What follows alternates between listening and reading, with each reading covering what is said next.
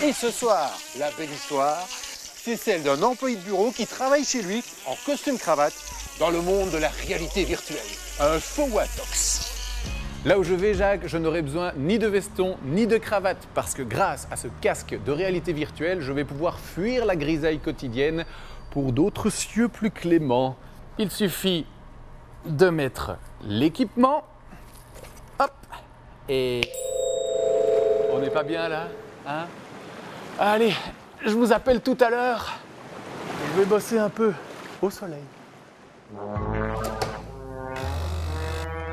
Comme chaque matin, le réveil est difficile pour Dimitri. Du genre lève tard, il lui faut toujours un peu de temps avant d'émerger. Oula, il est déjà si tard. Faut vraiment que je me mette à travailler.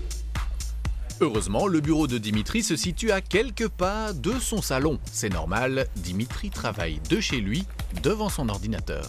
Quand je vais travailler, je m'immerge en réalité virtuelle et je suis dans un environnement complètement artificiel. Et dans cet environnement complètement artificiel, je conçois des objets. Dimitri travaille donc dans son ordinateur, simplement en connectant son cerveau. Ça, c'est mon équipement de travail. C'est avec ça que je vais travailler tous les jours. Donc ici, j'ai une grande perche à laquelle j'accroche un poids qui me permet de placer mon dispositif de réalité virtuelle au milieu de ma pièce. Et ici, j'ai mon casque de réalité virtuelle. C'est avec ce casque qui, relié via ce fil, je me connecte au monde virtuel dans lequel je vais travailler. Bienvenue dans le premier bureau virtuel de Belgique.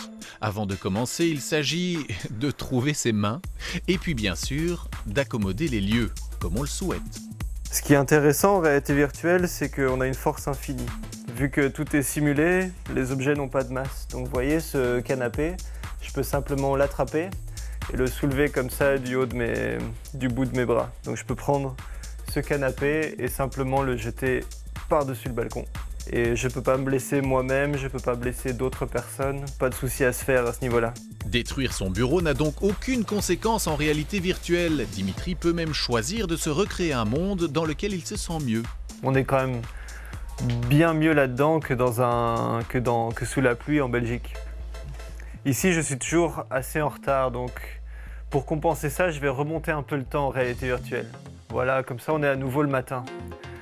Dimitri est designer. Son travail consiste à créer de nouveaux modèles de voitures.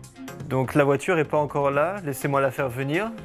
Grâce à la réalité virtuelle, il peut dessiner ses plans en 3 dimensions et ce n'est pas tout.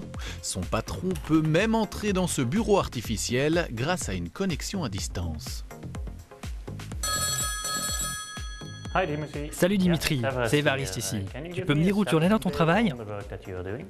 Oui, je suis en train de travailler sur les couleurs de la voiture que tu m'as commandée. Ok, je crois qu'on arrive à un bon résultat. Le problème avec les communications en réalité virtuelle, c'est que le monde réel n'est jamais loin. On garde cette couleur? Oh mon Dieu. Et on l'envoie au client. Et qu'il faut éviter certains obstacles. Ok, merci Dimitri. Alors, maintenant que la voiture a été construite en réalité virtuelle, on va l'envoyer par courrier électronique à l'imprimeur 3D. Donc maintenant, c'est son travail de prendre notre modèle et le matérialiser dans la vraie vie. On voit petit à petit le remplissage qui s'effectue à l'intérieur et on voit toutes les couches successives qui se superposent. Et vous seriez étonné du nombre de choses que l'on peut fabriquer de cette façon, comme ce magnifique porte-clés ICOM par exemple. Alors créer des objets à partir de la réalité virtuelle, est-ce de l'info ou de l'intox? Ça, c'est à vous seul d'en juger. Allez sur Facebook dès maintenant, mais n'attrapez pas la grosse tête, hein.